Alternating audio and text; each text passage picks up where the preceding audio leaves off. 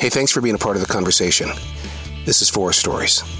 I am the Poet in the Forest, a children's series that I penned out in the 1990s. Now, none of it would be possible if it wasn't for this forest right here in South Charlotte, North Carolina. I talk about it so much that I thought maybe it's time that you get to know what has inspired me for 30 years. Thanks for being a part of the conversation.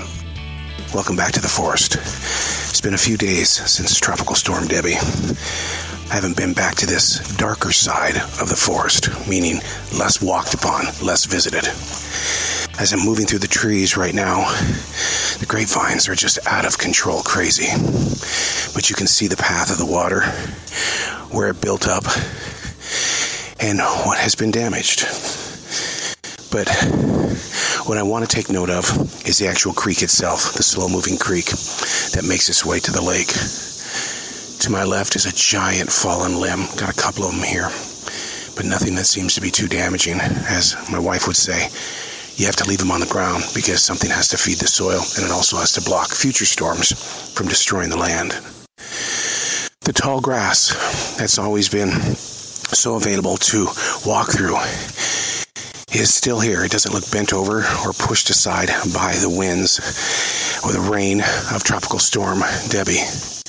As I make my way to the creek, I see that we've lost a large tree, snapped in half. Once again, you leave it here for the animals, for the insects, for future storms.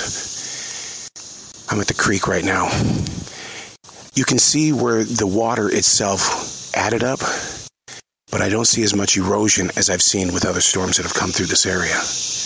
But you have to watch things like this because you don't want it to flow over the banks. You want to be able to recognize what the behavior of the creek is and how it's going to maintain its presence in a safe area. Now, of course, I fear copperhead snakes out here. I'm doing something really stupid. I've got shoes with no socks on. Well, here's an area that we haven't talked about in Forest Stories.